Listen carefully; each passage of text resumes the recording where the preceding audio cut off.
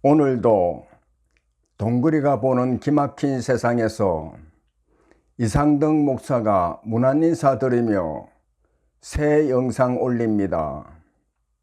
언제나 건강하시고 즐겁고 행복한 시간 보내세요. 안녕하십니까? 오늘은 빈들의 오병이어 역사와 생명의 떡이라는 제목으로 함께 생각해 보겠습니다. 노자의 도덕경에 이런 말이 있습니다.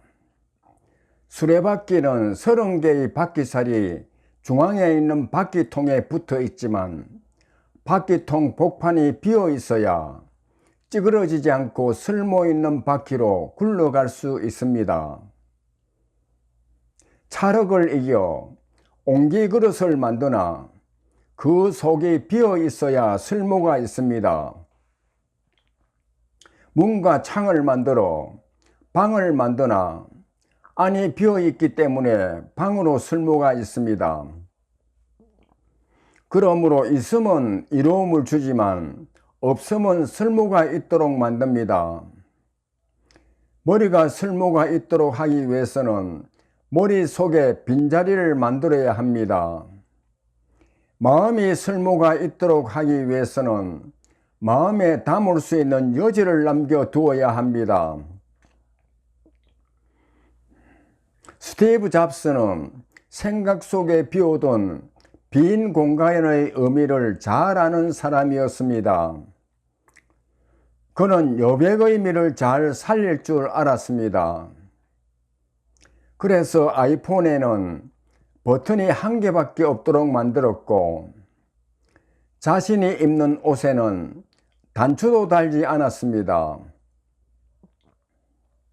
스티브 잡스는 머릿속에 빈 공간, 생활 속에 여백의 공간을 둠으로써 세상을 바꾸는 기가 막힌 발상을 할 수 있었습니다. 머릿속에 가득 차 있는 별 쓸모 없는 것들을 지우고 빈 자리를 만드는 데는 돈이 들지 않습니다. 정욕과 탐욕과 그만한 것들로 마음속에 가득 담고 있는 것을 비우고 여백을 만드는 데도 돈이 들지 않습니다. 돈 들지 않고 머리나 마음을 비워 쓸모 있도록 만드는 것이 지혜입니다. 예수님이 복음을 전하며 사역하실 때 예수님 자신이 그동안 이스라엘이 기다리던 메시아, 즉 그리스도라는 사실을 알려주기 위해 구약에서 메시아가 오실 때 일어나리라 예언했던 대로 오늘날에도 고칠 수 없는 핸디캡과 불치병을 고쳐주시며 기적을 많이 베풀었습니다. 이사야서 35장 5절과 6절 말씀입니다. 그때 맹인의 눈이 밝을 것이며 못 듣는 사람의 귀가 열릴 것이며 그 때에 저는 자는 사슴같이 뛸 것이며 말 못하는 자의 혀는 노래하리니 이는 광야에서 물이 솟겠고 사막에서 시내가 흐를 것임이라. 예수님은 갈릴리 해변 가버나움을 중심으로 복음을 전하다가 헤롯이 세례 요한의 머리를 베어 죽였다는 말을 듣고 배를 타고 갈릴리 호수 건너 빈들로 나갔습니다. 예수님은 기도하시거나 중대한 일을 결단하실 때 사람들이 없는 산이나 빈들로 나갔습니다. 빈들은 사람이 살기 힘든 광야나 짐승이 사는 황량하고 한적한 들을 말합니다.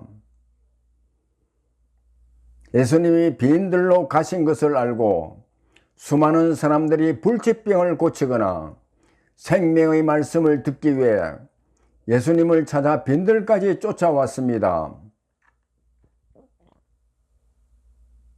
저녁이 되자 먹을 것이 없는 빈들에서 수많은 사람들이 굶주릴 것을 염려해 주님이 보리떡 5개와 물고기 2마리를 가지고 축사하신 후 떼어 제자들에게 주시며 나누어 주도록 했습니다.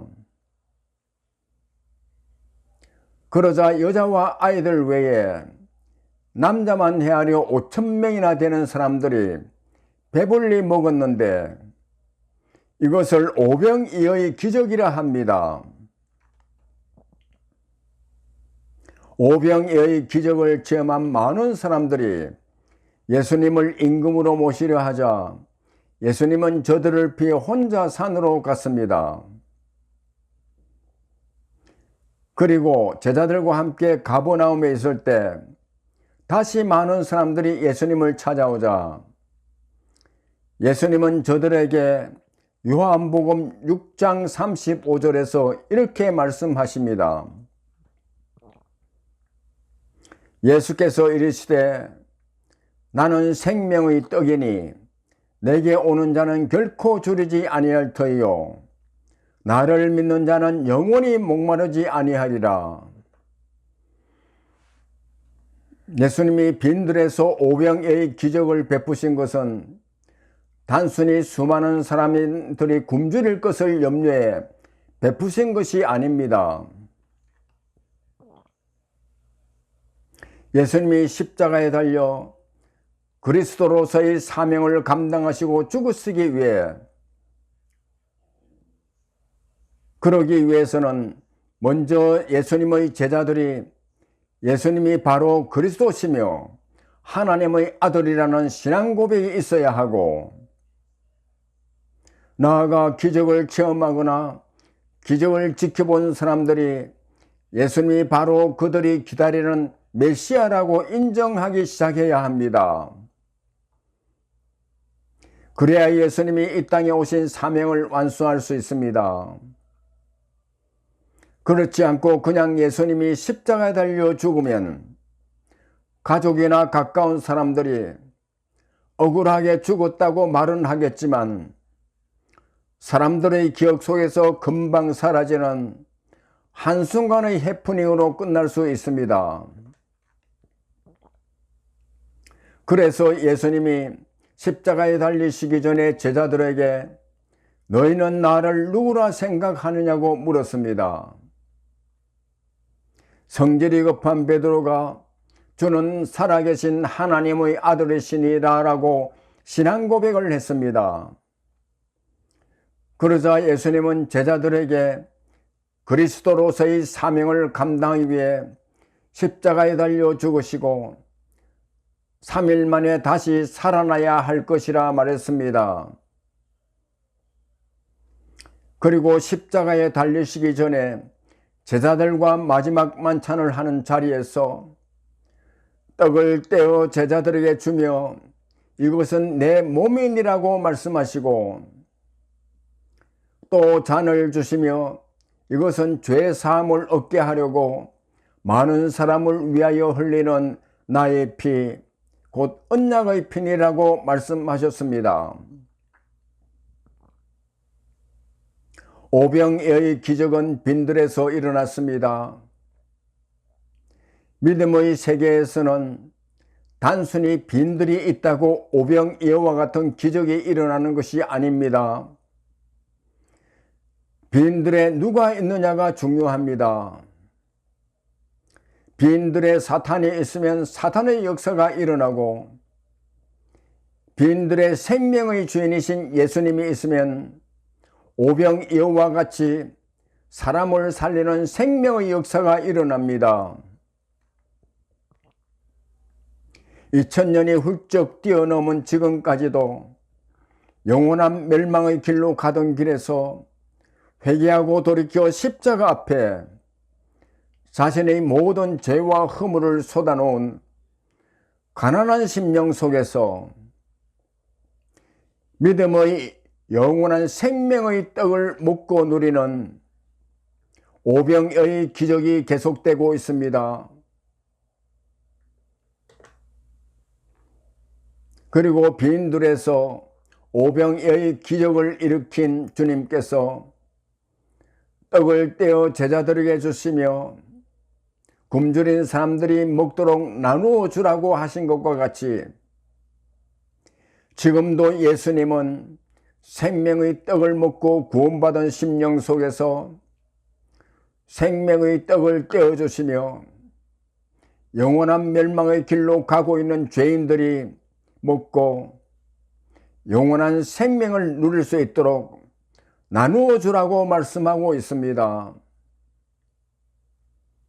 마태복음 14장 16절 말씀입니다.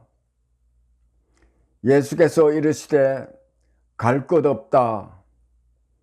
너희가 먹을 것을 주라. 감사합니다.